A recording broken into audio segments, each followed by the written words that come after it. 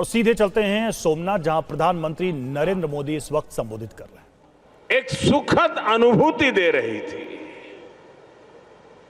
अभी कुछ ही महीने पहले मैं यहां आया था, तब हम सोमनाथ स्वाभिमान पर्व मना रहे थे। प्रथम विध्वंस के 1000 वर्ष बाद भी सोमनाथ के अविनाशी होने का गर्व और आज इस आधुनिक स्वरूप की प्राण प्रतिष्ठा के 75 वर्ष हम केवल 2 आयोजनों का हिस्सा भर नहीं, सिर्फ हिस्सा भर नहीं बने हैं, हमें 1000 वर्षों की अमृत यात्रा को अनुभव करने का शिवजी ने मौका दिया है। साथियों, 75 साल पहले आज के ही दिन सोमनाथ मंदिर की पुनर्स्थापना यह कोई साधारण अवसर नहीं था। अगर 1947 में भारत आजाद हुआ था तो 1951 में सोमनाथ की प्राण प्रतिष्ठा ने भारत की स्वतंत्र चेतना का उद्घोष किया था। आजादी के समय सरदार साहब ने 500 से ज्यादा रियासतों को जोड़कर एक भारत का आधुनिक स्वरूप गढ़ा था।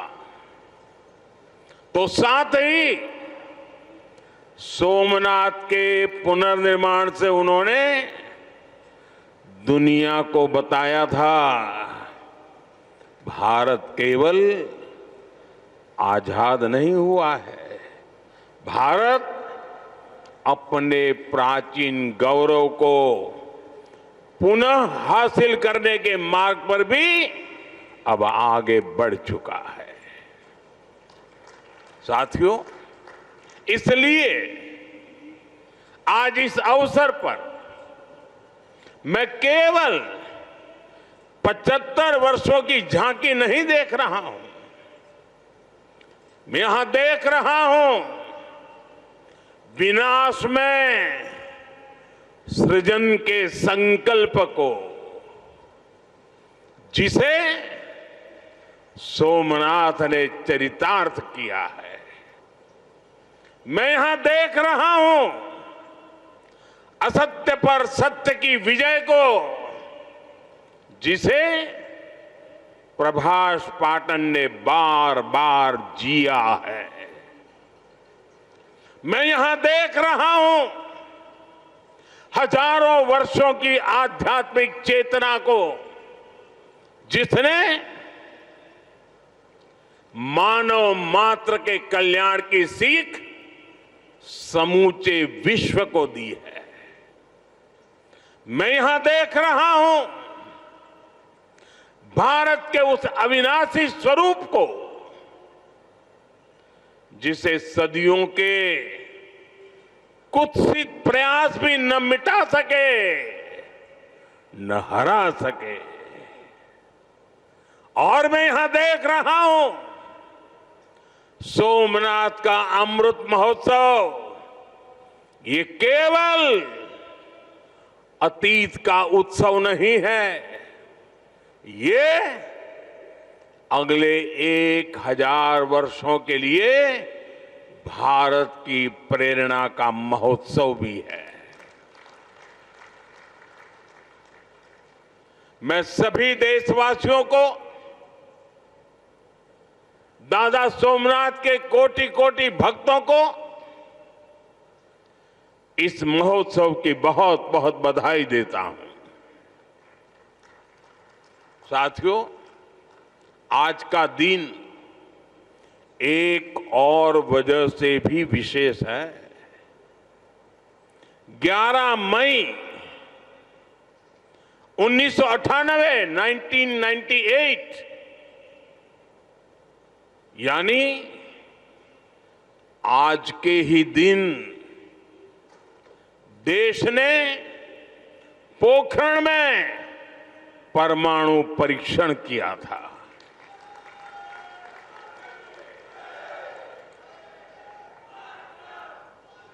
देश ने 11 मई को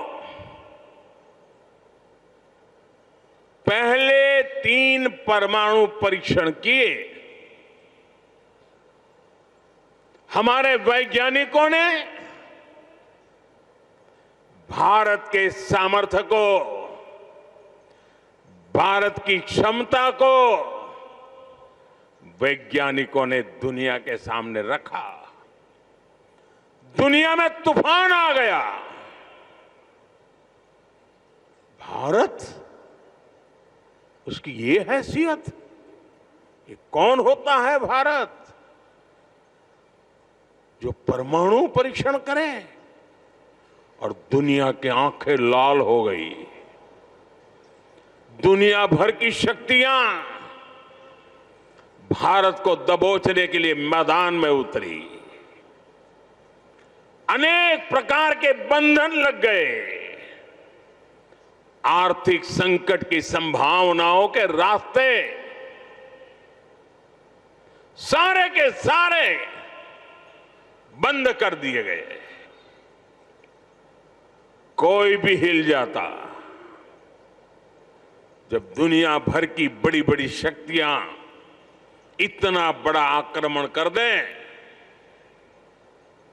तो आगे के रास्ते दिखते नहीं है। लेकिन हम कोई और मिट्टी के बने हुए हैं। 11 मई के बाद दुनिया हम पर टूट पड़ी थी। 11 मई को वैज्ञानिकों ने अपना काम कर लिया था, लेकिन 13 मई को फिर 2 और परमाणु परीक्षण हुए। उससे दुनिया को पता चला था कि भारत की राजनीतिक इच्छा शक्ति कितनी अटल है। उस समय पूरी दुनिया का दबाव भारत पर था, लेकिन अटल जी के नेतृत्व में बीजेपी सरकार ने दिखाया था कि हमारे लिए राष्ट्र प्रथम है। दुनिया की कोई ताकत भारत को झुका नहीं सकती, दबाव में नहीं ला सकती। साथियों, देश ने पोखरण परमाणु परीक्षण को ऑपरेशन शक्ति नाम दिया था, क्योंकि शिव के साथ शक्ति की आराधना ये हमारी परंपरा रही है। अर्धनारीश्वर शिव स्वयं भी शक्ति के साथ ही पूर्ण होते हैं। आपको याद होगा, जब देश का मिशन चंद्रयान सफल हुआ था, तब चंद्रमा पर जहां भारत का रोवर लैंड हुआ, उस जगह का नाम भी हमने शिव शक्ति पॉइंट रखा है, क्योंकि हमारी आस्था में चंद्रमा शिव से जुड़ा है और शिव शक्ति से जुड़े हैं। और ये कितना सुखद है कि चंद्रमा के नाम से ही इस ज्योतिर्लिंग को हम सोमनाथ कहते हैं। साथियों, शिव और शक्ति की हमारी आराधना का जो विचार है, वो देश की वैज्ञानिक प्रगति के लिए भी प्रेरणा बने। आज हम ये संकल्प साकार होते देख रहे हैं। मैं इस अवसर पर भगवान सोमनाथ के चरणों से सभी देशवासियों को ऑपरेशन शक्ति की वर्षगांठ की भी बधाई देता हूं। साथियों, जब मैं पिछली बार यहां आया था तब मैंने कहा था, जिसके नाम में ही सोम अर्थात अमृत जुड़ा हो उसे नष्ट कौन कर सकता है।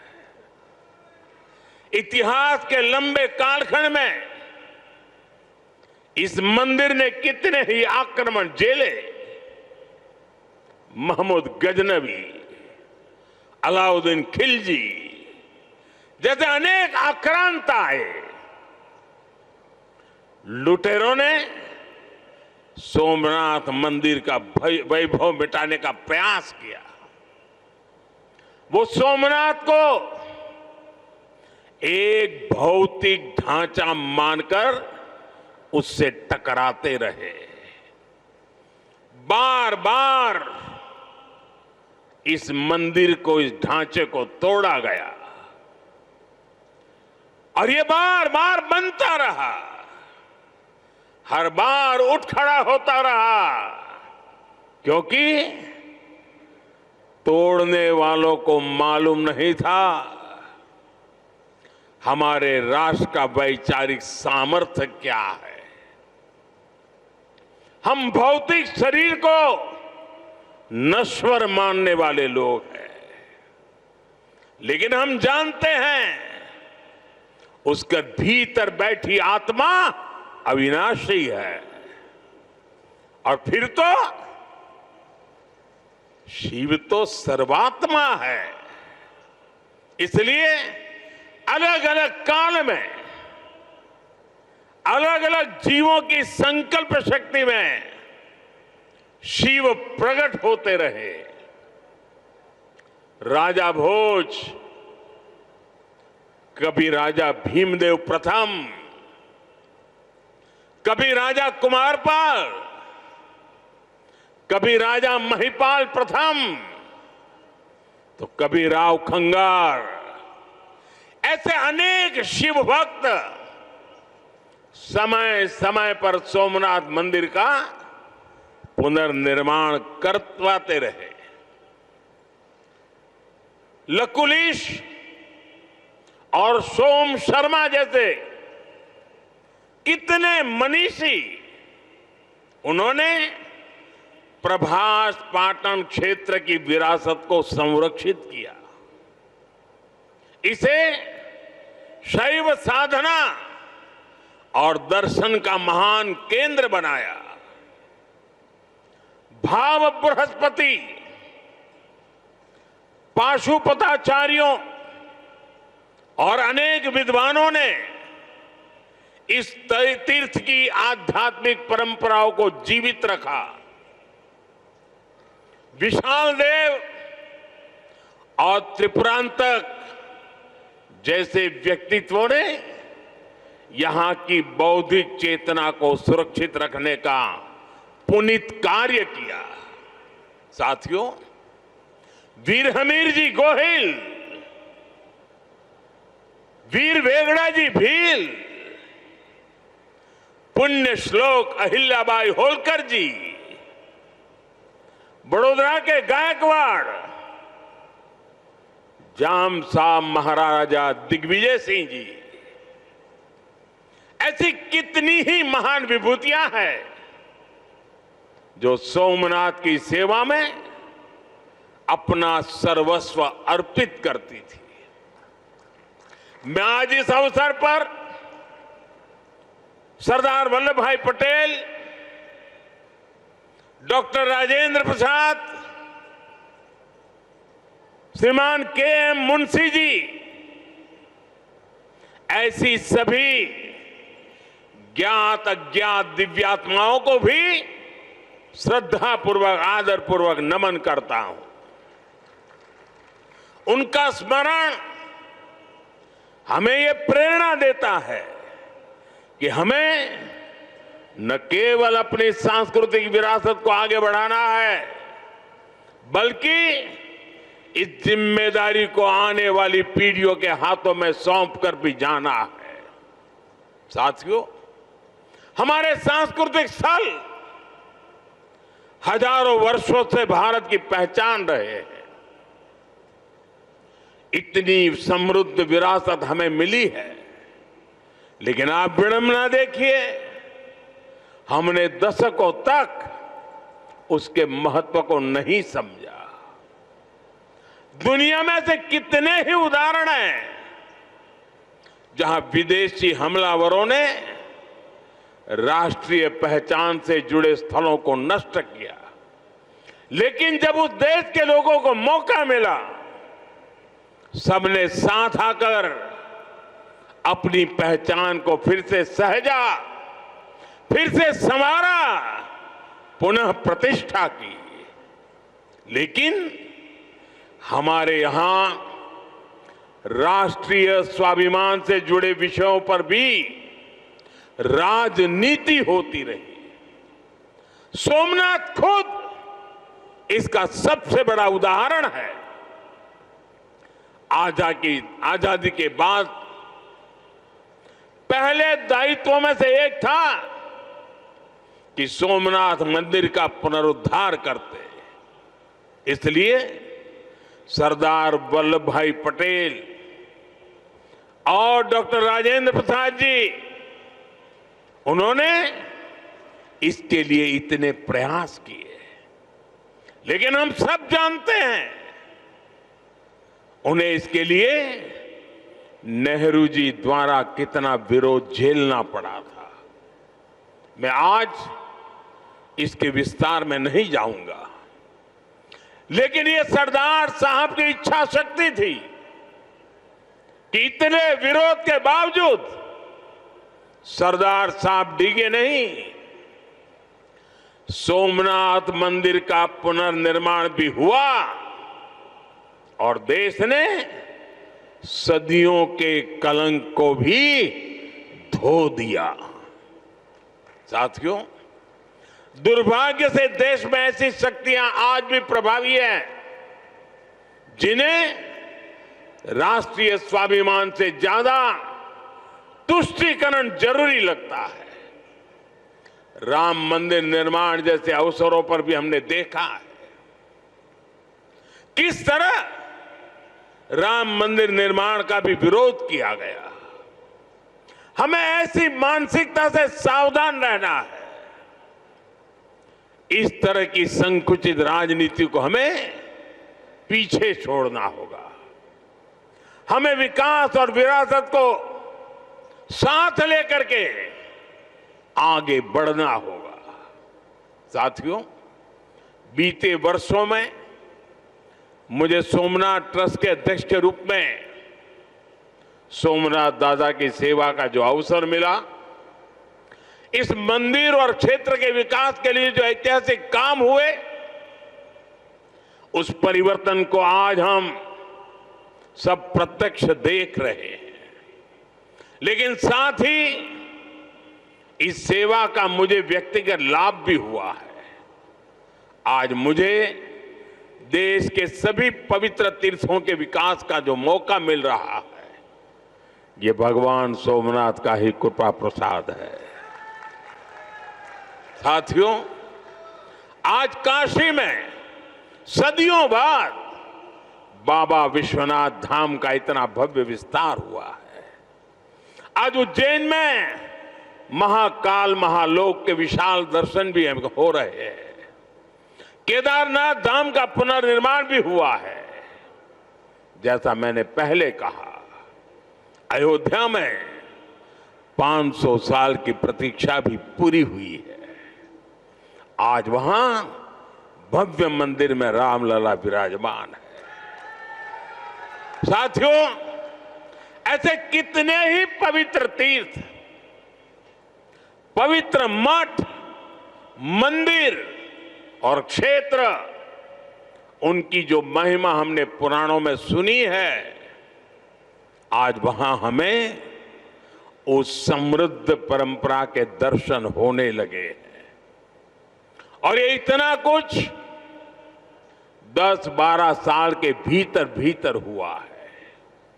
साथियों, हमारे सांस्कृतिक केंद्रों की उपेक्षा देश के विकास में बड़ी बाधा रही है, क्योंकि हमारे तीर्थ भारत की आध्यात्मिक सामाजिक व्यवस्था के केंद्र तो है ही, वो देश की आर्थिक प्रगति के भी स्रोत रहे हैं। आज आप देखिए, 4 धाम महामार्ग परियोजना, गोविंद घाट से हेमकुंड साहिब तक रोपवे परियोजना, करतारपुर कॉरिडोर, बौद्ध सर्किट का विकास, इनके जरिए देश में तीर्थ क्षेत्रों में आर्थिक गतिविधियां बढ़ी हैं। सोमनाथ परिसर भी इसका एक सशक्त उदाहरण है। आज सोमनाथ मंदिर ट्रस्ट से सैकड़ों परिवार जुड़े हैं। हजारों लोगों का जीवन इस क्षेत्र से जुड़ा हुआ है। देश दुनिया के कोने कोने से जो लोग यहां आते हैं, वो गुजरात के बाकी हिस्सों में भी जाते हैं। इससे प्रदेश और देश में प्रगति के नए द्वार खुलते हैं। साथियों, हमारी आस्था हमें जीवन जीने का तरीका भी सिखाती है, क्योंकि हम मानते हैं सर्वम खलिद्वम ब्रह्म, अर्थात सृष्टि का हर एक घटक, इस संपूर्ण प्रकृति भी ईश्वर का ही स्वरूप है। इसलिए हमारी आस्था नदियों में भी है, वृक्षों में भी है। हम जंगलों को भी श्रद्धा की दृष्टि से देखते हैं। हम पर्वतों में भी पवित्रता का भाव रखते हैं। और आज जब दुनिया प्राकृतिक जीवन शैली की ओर लौट रही है, हमें हमारी शक्ति को भी पहचानना होगा। हम हमारे तीर्थों और मंदिरों के विकास के साथ साथ उनकी गरिमा के लिए जागरूक होना होगा। हमें ऐसा जीवन अपनाएं जिससे प्राकृतिक और पर्यावरण की रक्षा हो। साथ ही हम हमारे पुण्य स्थलों को पूरी दुनिया के लिए एक उदाहरण के रूप में विकसित करें। हमें इन संकल्पों को अपनी आस्था से जोड़कर जीना होगा। साथियों, जब नई पीढ़ियां अपने इतिहास, अपनी आस्था और अपने सांस्कृतिक मूल्यों से जुड़ती है, तब राष्ट्र का आत्मबल और मजबूत होता है। आज भारत जिस आत्मविश्वास के साथ आगे बढ़ रहा है, उसमें हमारी सांस्कृतिक निरंतरता की भी बहुत बड़ी भूमिका है। आधुनिक और विरासत, आधुनिकता हो या विरासत हो, भारत में इसे कोई अलग नहीं कर सकता। भारत में एक दूसरे के विरोधी नहीं है।